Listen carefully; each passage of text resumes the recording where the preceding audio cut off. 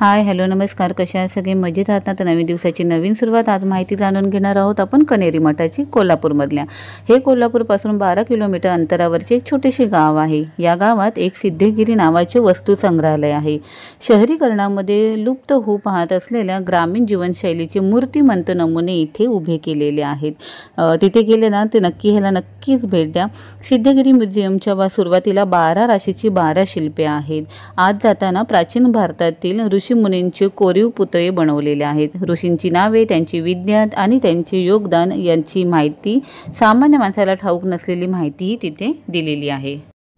या गुहेतून बाहेर पडल्यावर दोन्ही बाजूला हिरवीगार शेते आहेत आणि त्यात काम करणारी माणसे दिसतात. त्या माणसांवर जाता समजते की ही माणसे नसून माणसांच्या प्रतिकृती आहेत.